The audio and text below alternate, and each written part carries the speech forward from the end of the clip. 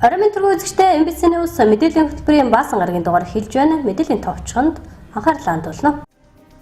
Дэлхийн сонсголоо хамгаалах өдрийг өгтөн аймгийн эрүүл мэндийн газрын нэгдсэн эмнэлэг хамтран сонсголоо хамгааллын сонсголоо шалгуулын өрөөнд сургалт зохион байгууллаа. Өвс аймгийн Улаан суманд үйл ажиллагаа явуулж байгаа худалдаа үйлчилгээний төвүүдэд албан мэдээлэл хүргүүллээ.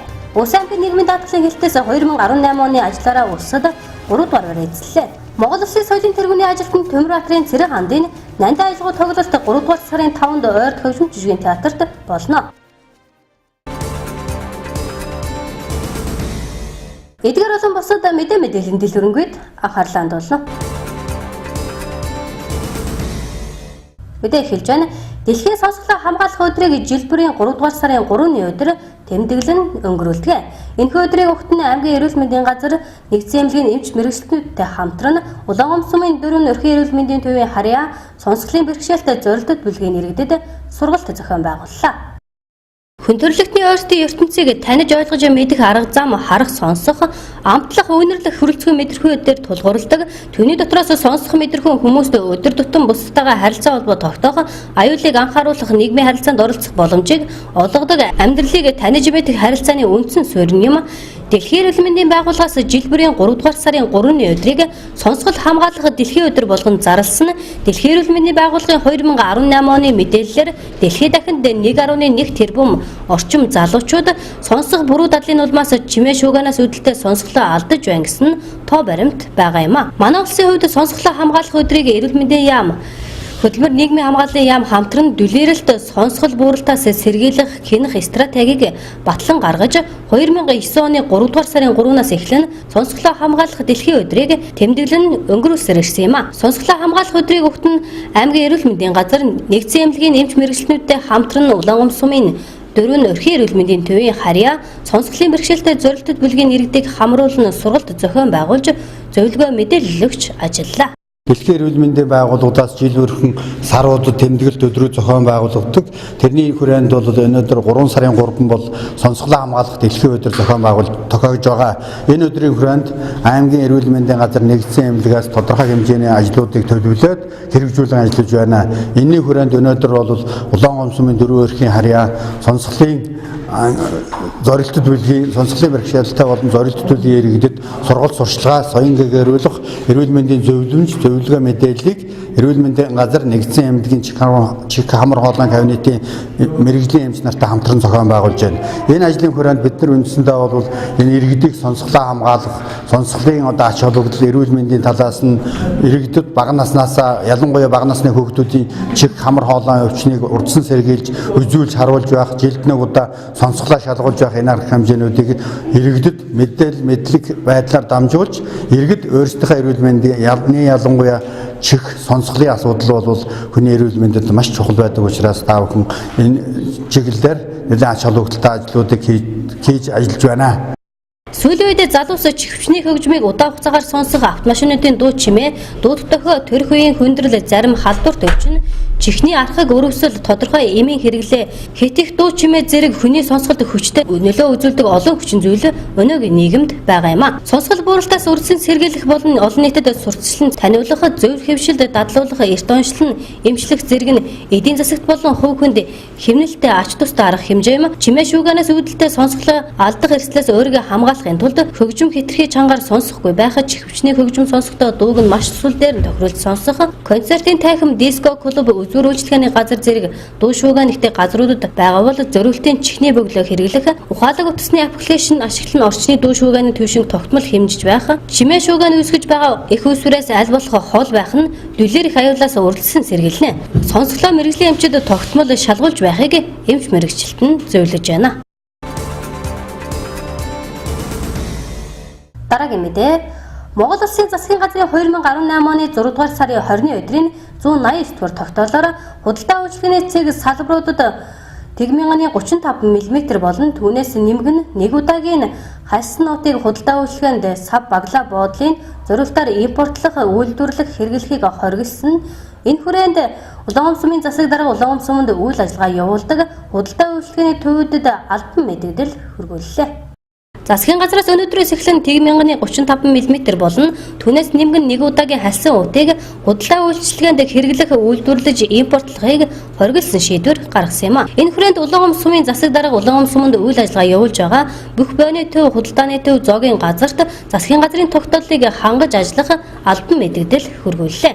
Нийлэг уутны хөрсний өнгөн хэсгийг өгчүүлж усыг бохирдуулахаас гадна харт туглага их хэмжээгээр агуулдгийг эрдэмтэд тогтоожээ. Мөн гэлгэр уут нь элэх хотод нойр булчирхаа хорт хавдраар өвчлөх гол шалтгаан болдог байна. Монгол Улсын засгийн газрын 2018 оны 6 сарын 20-нд гарсан нийлэг гэлгэр уутыг хэрэглээндээ хориглох тухай засгийн газрын тогтоол гарсан байгаа. Энэ тогтоол 2019 оны 3 сарын 1-ээс өнөөдрөөс эхлэн хүчин төгөлдөр хэрэгжиж байна. Энэ тогтоол маань юу гэж байгаа юм бэ гэхээр 0.35 мм-ээс доош буй түүнээс нэмгэн нийлэг халсан гэлгэр уутыг хэрэглээнд хэрэглэхгүй байхыг үйлдвэрлэлийн цэг салбарууд худалдаа бөөний төвүүд болон түүнийг оруулж ирж байгаа компаниудыг энэ гэлгэр уутыг хориглож оруулахгүй байх талаас нь хориглож байгаамаа. Энэ тогтоолын хэрэгжилтийг хангаж ажиллах ажлын хүрээнд болохоор Улаангом сумын засаг даргын тамийн газар сумын засаг даргын албан мэдээлэл гаргасан байгаа. Энэ албан мэдээлэлд Улаангом сумын хэмжээнд үйл ажиллагаа явуулж байгаа бүх бөөний төвүүд худалдааны цэгүүд тэгээд бас гонц зоогийн газруудад хүргээд тараагдаа явж байгаа. Энэ албан мэдээлэл юу гэж байгаа хэмээр энэ засгийн газрын тогтоолын хэрэгжилтийн биелэлийг хангаж ажиллаагүй тохиолдолд 1 удаагийн шалгалт юм уу гинтийн шалгалтаар явж хагаад энэ уудыг хэрэгжилж байгаа тохиолдолд хариуцлагын арга хэмжээ зөрчлийн тухай хуулиар бол хариуцлагын арга хэмжээ авч ажиллаа гэсэн энэ албан мэдээлэлээр зааж өгсөн байгаа. Ерөнхийдөө энэ нийлэг гэлгэр уут маань хүн болон байгаль орчин маш сөргөөр нөлөөлдөг. Дэлхий дээр гарч байгаа хог хаягдлын баг дийлэнх гэлгэр уут байдаг. Энэ зөвхөн 3% нь дахин боловсруулагдаж байгаа. Энэ болохоор хүний эрүүл мэнд болон байгаль орчноор дамжуулан хүний болон мал амтны эрүүл мэндэд маш сөргөөр нөлөөлж байгаа. Тэгэхээр энэ сөрөг нөлөөллийг бууруулах дэлхий дээр гарч байгаа байгаль орчинд гарч байгаа хог хаягдлыг багасгах зорилгоор тогтоол гарсан байгаа.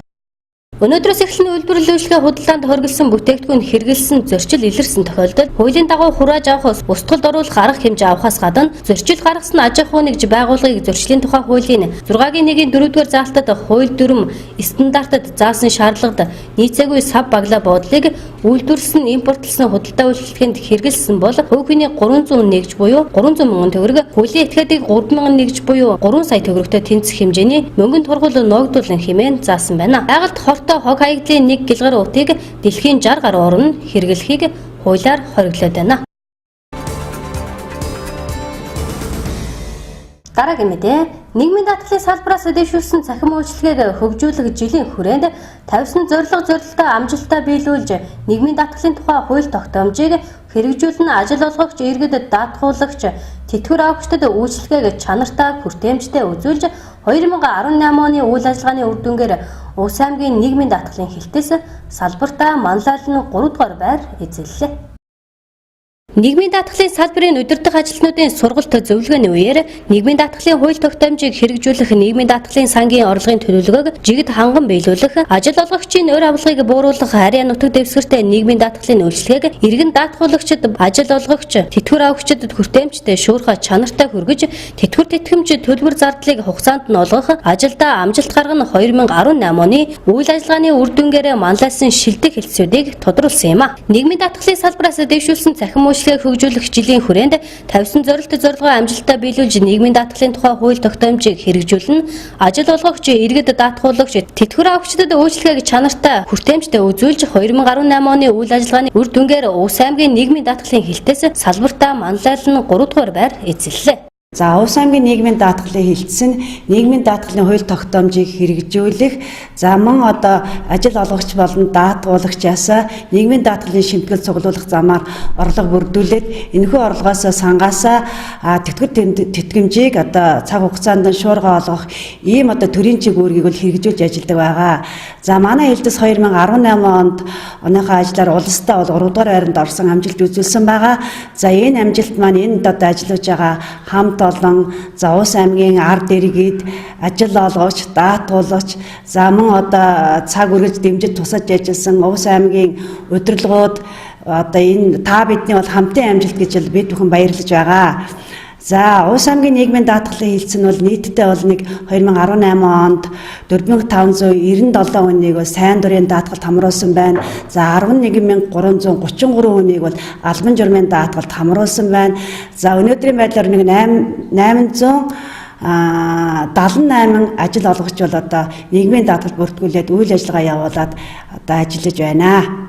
За 2018 онд засгийн газраас тэтгэврийг үе шаттай нэмэгдүүлсэн байгаа. Бодлого ажлын хүрээнд Ус аймагт одоо өнөөдрийн байдлаар нийтдээ 11635 хүн бол өндөр насны тэтгэвэр аваад одоо явж байна. 2018 онд нийгмийн даатгалын шимтгэлийнхаа орлогыг 107% биелүүлж тэтгэр тэтгэмжийг одоо цаг хугацаанд нь шуурхаа олгох үйлчлэгийг бол амжилттай хэрэгжүүлж ажиллаа. За мөн 2018 онд нийгмийн даатгалын хуулинд орсон нэг томоохон өөрчлөлт гэвэл малчны тэтгэврийн насыг 5 насаар наашруулсан ийм өөрчлөлт орсон байгаа. За энэ хуулийн өөрчлөлтийг хэлтсийн хамт олон маань амжилттай зохион байгуулж энэ хуулийн үйлчлэлээр Ус аймагт нийтдээ нэг 440 малчин бол өндөр насны тэтгэврээ бол тогтоолгосон байна. За мөн өндөр насны тэтгэврийн зээлийн хөөг 15% байсныг 3 пунктээр бууруулж тэтгэвэр авагч нартаа бас таатай боломжийг бол бүрдүүлээ.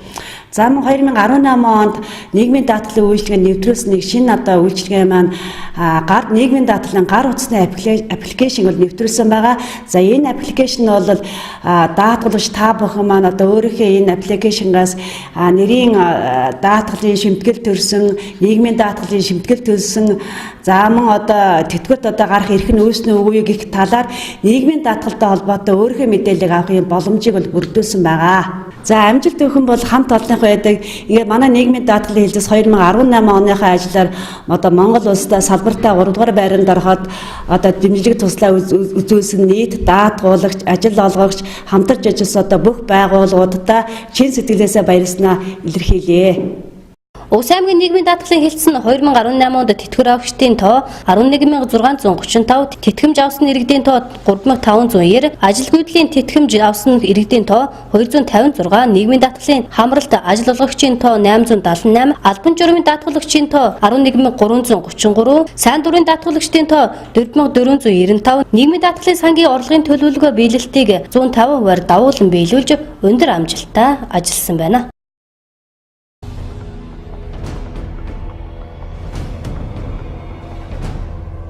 Энэ жилийн эсэлтийн ерөнхий шалгалтын хуваар батлагдлаа. 2019 оны 6 дугаар сарын 17-нд Монгол Улсын түүх физикийн хичээл, 18-нд хим, газар зүй, монгол хэл, 19-нд биологи, математик, 20-нд монгол хэл, орос хэл, нийгмийн тухай мэдлэг хичээлийн шалгалтууд зохион байгуулалтаар төвлөгдсөн байна. Эсэлтийн ерөнхий шалгалтын математик, физик, химийн даалгаврын гүйцэтгэх хугацаа 100 минут, монгол хэл, англи хэл, орос хэл, биологи, газар зүй, Монгол Улсын түүх, нийгмийн тухай мэдлэгийн хичээлийн шалгалтын даалгавар гүйцэтгэх хугацаа 80 минут байна. Мөн жилээс шалгуулагч шалгалтын анхны оноогоо шалгалт өгснөөс хойш 1 цагийн дотор мэдэх боломжтой болж байгаа юм а.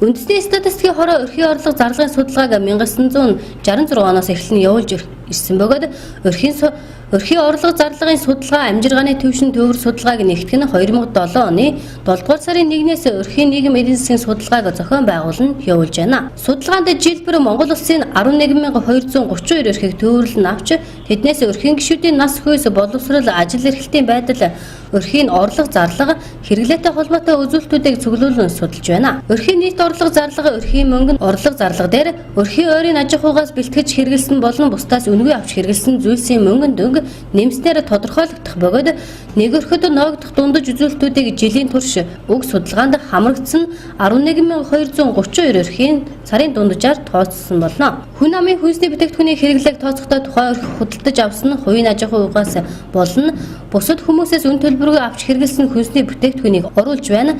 Нэг өрхийн сарын дундаж мөнгө орлого 2018 оны 4-р улиралд 1.1 сая төгрөг болж өмнөх оны мөн үеэс 161.1 тэг буюу 16.9 мянган төгрөгөөр нэмэгджээ. Хүн амын хэрэглээний тэгш бус байдлыг тодорхойлох Gini коэффициент 2018 оны 4-р улиралд улсын дунджаар тэг 1321 болж өмнөх оны мөн үеэс тэг 100.3 нэгжээр буурсан байна.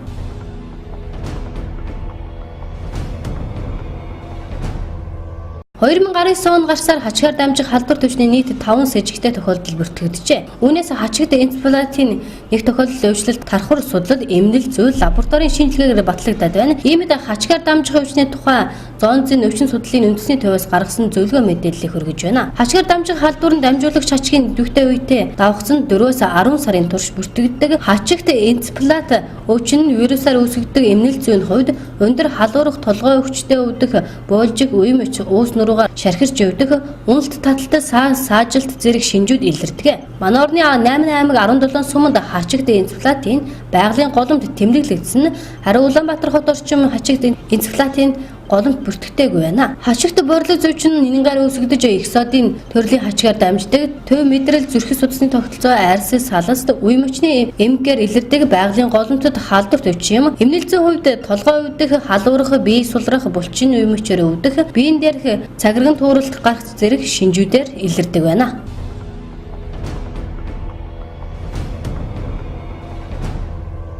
Улаанбаатар төмөр замыг түшиглэн аялал жуулчлалыг хөгжүүлэх зорилгоор аялал жуулчид Улаанбаатар төмөр замын оролцоо хамтын ажиллагаа сэдвүүд зөвлөгөөнийг Улаанбаатар хотноо өчигдөр зохион байгууллаа. Зөвлөгөөнд төрийн болон хувийн хвшлийн 100 шахан байгууллагын төлөөлөл оролцсон байна. Тус зөвлөгөөнөөр Монгол Улсын аялал жуулчлалыг хөгжүүлэх үндэсний хөтөлбөрийн дагуу олон улсын галт тэрэгний аяллалыг сурталчлах, ашиглалт үйлчлэгийг сайжруулах, маркетингийн оновчтой цогц бодлого хэрэгжүүлэх, гадаад дотоодын жуулчны компаниудтай хамтын ажиллагааг өргөжүүлэх, холбогдох байгууллагуудын хооронд үүсдэг хүндрэлийг тодруулан шийдвэрлэх зэрэг улаан асуудлыг нээлттэйгээр нэг өдөр хэлэлцлээ. Улаанбаатар төмөр замын зорчигчийн галт тэргээр 2018 онд 2,572,5 мянган зорчигч, тээвэрлэлийн 96% буюу 2,454,4 мянган зорчигч орон нутгийн чиглэлүүдэд аялжээ. Нийт тайсан зорчигчийн 3% буюу 85,7 мянган хүн Монгол улсаас гадаад орнууд руу аялсан бол хөрш орнуудаас Монгол улсын чиглэсэн зорчигчийн тоо нийт тээвэрлсэн зорчигчдын ердөө 1% буюу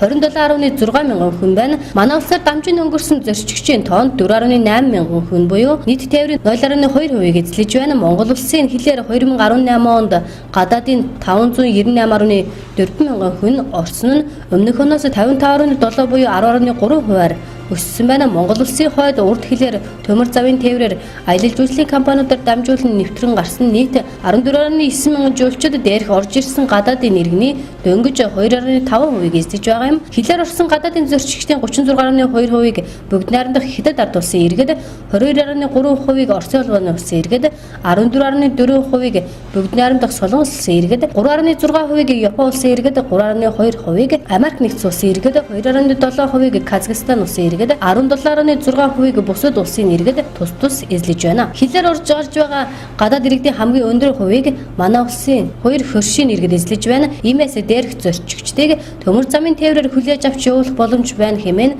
Улаанбаатар төмөр зам хувь нийлүүлсэн нийгэмлэгээс мэдээллээ.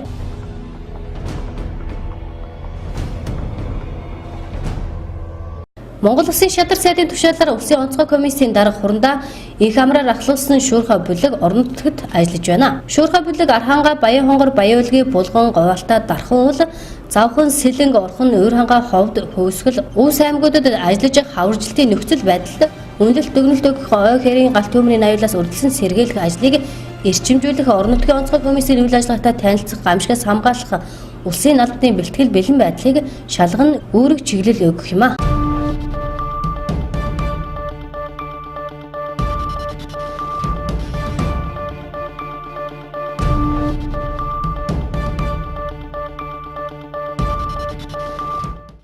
MBC Нүүрсийн мэдээллийн хөтөлбөрийн тодруулга болон гарах үргэлжлэн хүрж байна. За өнөөдрийн тодруулга болонд маань Монгол Улсын соёлын тэргүүн ажилтан аяц хөөж хөгжимчин Цэрэн андагч маань оролцож байна. Өдөр мэнд хүргэе. Танд ч гэсэн өдөр мэнд хүргэе. За тэгэхээр таны хувьд бол нэг 40-од жил тийм ээ. За Монгол Улсын төдийгүй Увс аймгийн хааны соёл урлагийн байгууллага тийм ээ.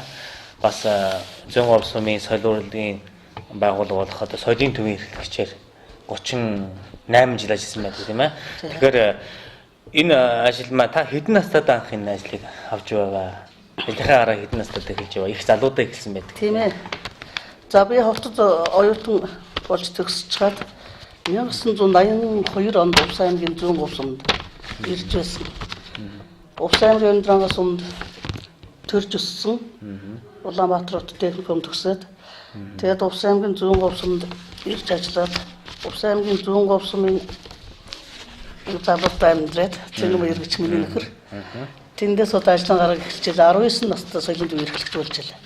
Ер нь хөдөөгийн соёлын төвд одоо мэрэгчлийн тийм соёлын төв эрхлэгч тэр үеийн клуб тийм ээ. Огт байгаагүй. Бидний чинь дандаа нэг авьяастай хүмүүсийн тэнд ажилладаг байлаа. Боловсронгчгийн их дутагдaltaй байлаа. Тэгээд намайг орж ажиллахад Увс аймгийн хөдөөгийн соёлын төвд ганцхан эмэгтэй клуб эрхлэгч байсан. За намайг орох ч одоо наран мулгийн цогт гэрэл гэж мундаг авьяастай залуу байсан. Тэр ч одоо бас малын эмнэлгийн мэрэгчлэлтэй хүн байсан. Одоо мундаг соёлын тэргүүний ажилтан багш хүн Улаанбаатар хотод ажиллаж байна. Өндранганд олбор сурган гэж хүн байна. Саялын эмчмаа, давлтын сурмаа гэдэг хүмүүс бидний нэг үе соёлын эрхлэгч нар. Клубын нэг. Тэгээд намайг төгсч ирэх чинь нөгөө их урлагийн авьяастай юм гинэ гэдэг одоо намайг сумын нөгөө намын байгууллаас төмөлж тавьж ялээ клубын эрхлэгчээр. Тий. За, ер нь яг зүүн говийн соёлын төвийн хуучны клубын эрхлэгч тийм ээ. Одоо соёлын төвийн эрхлэгч хэдэн жил ажилласан? Одоо яг 38 жил гэдэг лөө. Би 38 жил ажилласан. Надаас өмнө их олон эрхлэгч ажиллаж байсан байлаа манай. Тэгээд би энэ цээжүүгээр нэг сайхан цогцол ихчээс ажлыг явуулсан хэрэгчүүд одоо маш өөрийнхөө авьяастай, олон талын авьяастай, зохион байгуулах ажил сайтай тийм их сайхан хүнээс ажил авч ирсэн. Тэгээ надаас өмнө 9 эрхлэгч байсан байлаа манай зүүн говьд. Тэгээд үе үе олон сайхан ахмадууд байсан. Манай зүүн говьд чинь их мундаг авьяастай хөдөлмөрч хүмүүс байдгийн шүү дээ. Одоо манай зүүн говьд чинь 3 авьяастай. Тэгээд тэр хүмүүсээс юу гэж сурах вэ? Зөндөө их юм сурсан. Манай зүүн говьд их авьяастай хөдөлмөрч хүмүүс байдаг. Тэр хүмүүсээс маш юм сурсан үеийн олон удирдлагуудаар удирдуулж ялаа. За би бол бүх давхар цагаас их дуу хөгжмөнд дуртай тийм хөвгт байлаа. За над одоо яг нэг мэрэгжлийн яг энэ багш одоо энийг сургасан гэсэн тийм их баг байхгүй. Өөрөө сайн дураар одоо хөгжим сонирхдаг юм дээрээс юм олж сураад тэгэл хотод сургууль сурж явахдаа урлагийн үүсэлт ороод тэндээс янз бүр урлагийн наадамд шалгаж оролцдог байлаа. Хотоос төгсж ирж явах нэг 3 медальтай ирсэн. Тэр үуч медаль гэдэг юм их уур байсан шүү дээ. Тэгээд их авьяастай юм нэ. Энэ одоо 3 сар явж урлагийн наадамд 3 сар явж одоо нэг медаль хүртчихсэн шүү дээ. Би анх удаа нэг мөнгө медаль авсан. Тэгээд энэ өөрөө нэг дуртай болохоор энэ урлагийнхаа юм хайж чаддгүй. Тэгээд ч одоо миний аньсан ань намайг одоо энэ урлагийн замд оруулахад бас энэ ажил төрлөг анх тэнд зүүн говьд болж өгч оруулж ирсэн юм аа. Тэгээд би энэ зүүн говьд ажиллаа хийгээд хажуугаар нь авьяасаа хөгжүүлэхэд бол бас нэг дуу муунд хийж үзэх юмсан гэж боддог. Тэгэхээр тэр үеч нөгөө ноот бас нэг сайн мэдхгүй байсан. Тэгээд явцын дундг урлагийн наадамд явал би дааж ноот сураал, би дааж өөрөө юмтай оролдог, хөгжмөнтэй оролдог. Цаана бас миний амжилт ах байна. Тэр орондоо ч их ажил хийх хугацаа, өргөхтэй өсөх хугацаа. Тэгээд бүх ажлыг амжуулж явах хугацаанд 1984 оноос эхэлж нэг ай хийх зүтсэн. Тэгэхээр одоо шүлэг мүлэг байхгүй. Өөрөө одоо нэг бас одоо тэр болон шүлэгчтэй байж чадахгүй. Тэгээд зүүн говьсонд байжгаад Чондоо гэдэг нэг сумын урлагч дарга хүн байсан. Одоо тэр сумын ариат одоо хүүхдүүд нь энд улаан гомд сайхан ажиллаж амьдарч байна. Тэгээд тэр ах их шүлэг бичдэг байсан. Сонин бас юм бичдэг. Тэгээд тэр ах би нэг ахаа танаад шүлгээ өгөөд энийг ан хийж үзмээр байна гэсэн чинь. За чи миний хүн тэргүүний малчин сонинд ах нэг миний сайхан яаж нэг шүлэг бичсэн байдаг. Тэрийг нэг үзээч гэдэггүй. Тэгээд тэр үед би юу хийх гэж мэдгүй чи тэр нэг аав ээжээс амрах хүний нутагт амьдарч байгаа хар баг наснаас ирсэн чинь нэг болохоор нэг нутгаар юм бичмээр байдаг. Нэг болохоор аав ээжийнхээ тухайн юм бичмээр бодогддог байсан. Тэгээд тэр шүлэг нь чи их сайхан шүлэг байсан. Тэгээд ерөөсө тэр шүлэг унш дуусаад ая орж ирсэн. Нөгөө ая ноотод нотлж чадахгүй шууд ая аялал хөгжмөд аялал нөгөөдгөө чийжлэл байсан. Тэгээд сүүлд нэг ноот сурсныхаа дараагаар нотлсон. Одоо ямар ч болсон юм нотлсон. Тэгээд тэр миний сайхан ээлжид дуу гарлаа. Тэгээд тэр дуу бол хүн хайж байгаа. Тухайд би сумд байгаа чинь наас цааш явж чадахгүй. Нямаа өгсөн ирэх хот гэж сумын урлагч дарга тийм залуу байсан. Тэр залуугаар дуулсан их сайхан дуулаа. Тохон хүмүүс дуулсан тэр дуу сүүлийн дуу болсон. Тэгээд тэрнээс хойш Тэгээд бол 1984 оноос эхэлж тийм ээ энэ дуутай аялгын хишигтэй бас холбогдсон тийм ээ өөрийн уран бүтээлтэй холбогдсон гэж ойлгож болох юм.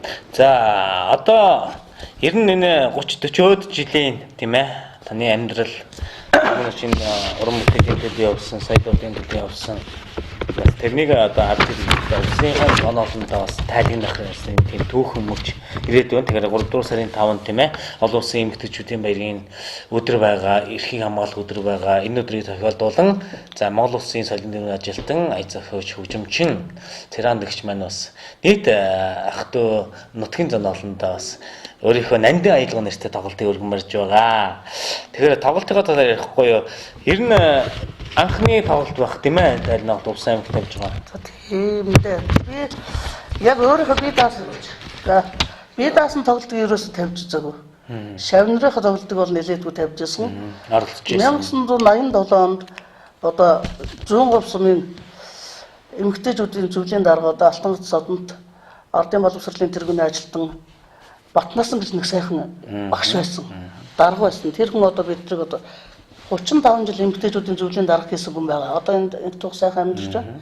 Тэр хүн бол бидэрт маш их юм зааж сургасан. Увсан аймагт зүүн говь сумын эмэгтэйчүүдийн тайлан тоглолтыг, урлагийн тоглолтыг, тайлан хамгаалалт ер нь Увсан аймагт 89 онд байхад тавьсан юм аймагт. Тэгэхэд би эмэгтэйчүүдийн ээжийн бүрийн цахилгаан хөтөлбөрийн хамтлагийн анх байгуулад за манайд энэ одоо оролцсон хэдэн сайхан хүүхнүүдээс одоо цөм тусцах амьдрал хөрөд явлаа аймагт тоглолт хийжсэн дэ бид нар 30 эмэгтэй хүний дагнасан тайлан тоглолт хийгээд аймгийн бүх сумуудаар явж байсан. Тэгээ энд бол одоо манай тэр үеийн эмэгтэйчүүд маш их ач холбогдсон. Тухайн сумын удирдлагууд бол маш их ач холбогдсон. Манай аймгийн хариалгах удирдлагууд бүгд их тусалт дэмжижсэн. Би тэгээд одоо энэ ажил амьдралын хугацаанд нутгийн түн олон надад одоо маш их тусалт дэмждэг байсан, авиаснууд дэмждэг байсан, олон сайхан шавнар гарсан. Тэгээд би одоо нэг өөрийнхөө одоо нас маань бас явж байна. Тэтгэврт гараад өөрийнхөө тоглолт моглолт юм хийж байгаагүй. Тийм болсон хүмүүс бас санал тавьсан. Тэгээд надад миний ажил бас нэг болчихгүй. Явсараад одоо энэ 3 сарын 5-ныг сумж авсан юм л да. Одоо бэлтгэл ажиллагаа явуулж байна, баг дуусч байна. Энэ бэлтгэл ажиллагаа хийх маань манай нутгаас одоо иргэд өөрлөлт, аймгийн иргэд өөрлөлт гарсан хоёр төлөөлөгч маань их тусалж байна. Одоо зэрэг дурам доржих бид нар одоо байр орноор тусалж байна. Хөгжим доног төрөмжөөр тусалж байна. За тэгээд энэ өндөр хангаас сумын төрсөн нутгийн зөвлөл, зүүн говь сумын нутгийн зөвлөлийн хамт олонноо тусах сэтгэл санаанд дэмжлэг өгч байна. Тэгээ одоо энэ тоглолтод маань одоо миний шавнараас бас нэг зарим нь ажил албатай болоод бас ирж амжихгүй байна. 2-3 шавнрын төлөөлөл оролцсон. За манай хүүхдүүд бас гэр бүлийн нуурлагын авьяастай хүүхдүүд байдаг. Одоо цөм том бол усад ажил амьдралтай яваад эднээс бас 2 хүүхд маань оролцсон. 3 зээ маань бас оролцсон. 30-40 жил одоо Монгол улсынхаа соёлын салбарт за тэр дундаа орон нутгийнхаа соёлыг хөгжүүлэх, соёл урлагийн түгээн дэлгэрүүлэх энэх нөр их үйлсэд одоо хүчин зүтгэж бас явсан одоо ийм одоо урлагийн одоо зүтгэлтийн хүн байгаа. Тэгэхээр та бүхэн увсчууд, нийт увсчууд, улаан гомчууд та бүхэн бас царандагчийн маань одоо нандин аялал тоглолтыг бас 3 сарын 5-ны өдөр хөрөлцөн нэрж үзээрэй. За мөн одоо ажиллаж амьдарч одоо байсан зүүн говь сумын уугуул иргэд та бүхэн за мөн төрж өссөн өндөр хангай сумын уугуул иргэд та бүхэн бас хүрэлцэн ирж үцгийг та бүнээсээ урьж байна. Юуны өмнө телевиз үзэгч намайг таньдаг Увс нутгийн маань зүүн олон та бүхэнд энэ өдрийн амгалан айлтгая. Тэгээд та бүхэндээ миний энэ тоглолтын урилгыг хүлээн авч өргөн урмаар ирдээрээ гэдэг урилгаа дамжуулж байна. Тэгэхээр таны тоглолтод амжилт хүсье. Цаашид бас тийм ээ Монгол улсынхаа төдийгүй орон нутгтай энэ соёлын үрийг соёлыг хөгжүүлэх энэ их нөр их хөдөлмөрт бас өндрөөс өндөрт амжилт хүсье. За баярлалаа. Танай хамтдаа бас баярлал талархаж байгаа илэрхийлж байна. За үзэгчдээ MBC News мэдээллийн хөтөлбөр байна. Тодорхойлол болонгаа хүргэлээ. Үргэлжлүүлэн мэдээллийн хөтөлбөрөө хүлээн авч үзнэ.